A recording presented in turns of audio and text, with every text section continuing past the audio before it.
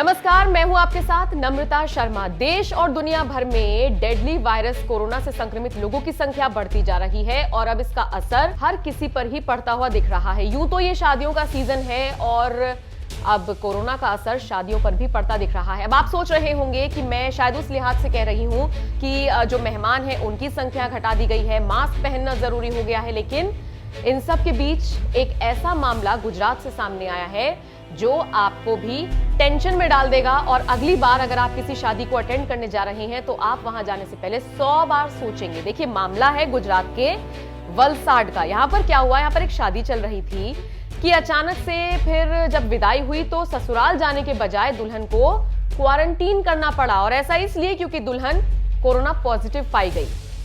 अब ये सब हुआ कैसे? दरअसल शादी से 2-3 दिन पहले ये जो दुल्हन थी ये अपनी शॉपिंग करने के लिए मार्केट में गई थी। वहां से आते वक्त अब आप जानते ही हैं कि गुजरात में, महाराष्ट्र में, अलग अलग राज्यों में कोरोना टेस्टिंग बढ़ा दी गई है। तो इस दौरान उसका टेस्ट हुआ होगा, रिपोर्ट आई उस दिन जिस दिन उसकी विदाई हो रही थी। तो विदाई वाले दिन ही जैसे ही रिपोर्ट आई तो रिपोर्ट पॉजिटिव आई, तो जाहिर सी बात है हड़कंप तो मचना था।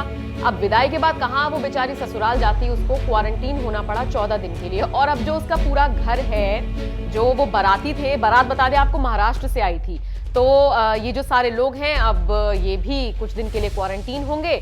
और लोगों में अब एक डर का माहौल है। डर का माहौल इसलिए है क्योंकि देखिए, आप ही के बीच में से कोई शख्स निकलता है कोरोना पॉजिटिव तो जाहिर सी बात है टेंशन हो ही जाती है। क्योंकि चिंता का विषय यह है कि कुछ लोगों में इसके सिम्टम्स दिखाई देते हैं तो कुछ लोगों में सिम्टम्स दिखाई ही नहीं देते हैं। और उन्हीं लोगों को सबसे ज्यादा टेंशन होने लगी है कि सिम्टम्स नहीं होते और वो लोग पॉजिटिव पाए जाते हैं। कुछ ऐसा ही इस दुल्हन के साथ हुआ। इसका भी ये कहना है कि कोई सिम्टम्स नहीं थे, कोई सर्दी जुकाम बुखार नहीं था, कुछ भी ऐसा नहीं था, लेकिन टेस्ट कराया था, उसकी रिपोर्ट फिर जब पॉजिटिव आई तो फिर उसको क्वारंटीन करना पड़ा। तो ये एक बेहद हैरान कर देने वाला मामला भी और दिलचस्प मामला भी सामने आया है कि विदाई के बाद ससुराल जाने के बजाय दुल्हन को क्वारंटीन करना पड़ा। वैसे आपको बता दें, गुजरात में कई ऐसे शहर हैं जिनमें नाइट कर्फ्यू की बात सामने आ रही है।